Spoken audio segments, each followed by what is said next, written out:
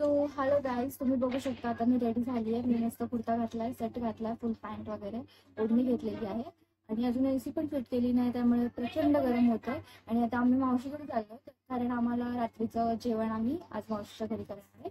तर कंटिन्युअसली पाहत राहा ब्लॉग.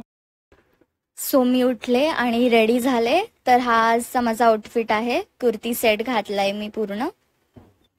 तर तुम्ही बघू शकता माझ्याकडे इथे आहे acne UV जेलचं SPF 15 PA+++ sunscreen. तर मी हे आता यूज करते. तो मी ऑलरेडी माझा फेस क्लिन्झरने क्लीन केलेला आहे. त्यानंतर मी टोनर यूज केलेला आहे. टोनर नंतर मी मॉइश्चरायझर सुद्धा यूज केलेला आहे. Sunscreen is very important. जेव्हा आपण बाहेर जायचं आहे किंवा घरात पण असो, सनस्क्रीन लावली पाहिजे.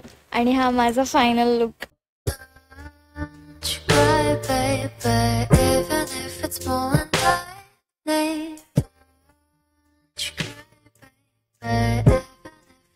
हा ठीक आहे, चला. तर आता माझी गाडी आलेली आहे, आय मीन आमची गाडी.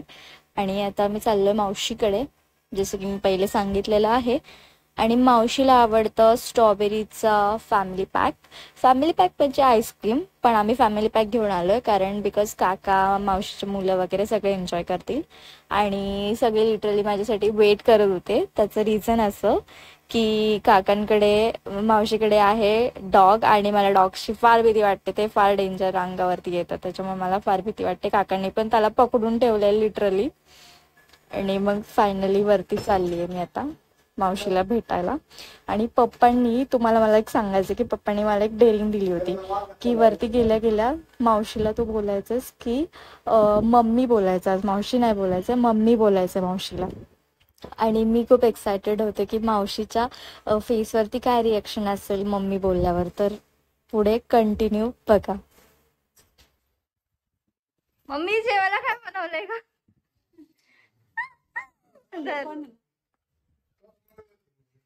हा मग काय. तर जसं की तुम्ही बघितलं ऑलरेडी की मावशी किती मोठी स्माइल केली मावशीने, म्हणजे literally oh my God, can't explain.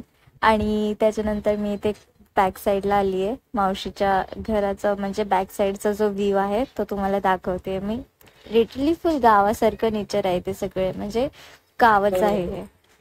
आणि मग इथे मस्त जेवण तयार होतं आणि त्यात मस्त चिकन आणि मटनचा रस्सा आणि भाकरी. बस, ज्या घरात लहान मुलं असतात ना, त्या घराचा आनंद एक वेगळाच आनंद असतो. खूप सारे गप्पा झाल्यानंतर मग आम्ही घरी निघालो. आणि खूप वेळ पण झाला होता रात्रीचं, त्याच्यामुळे मग आम्ही लवकर घरी पोचलो. कारण परत नेक्स्ट मॉर्निंग उठा, कामाला जा, त्याच्यामुळे पटकन आम्ही घरी गेलो. सो मी आता घरी आली आहे. Thank you for watching guys, bye.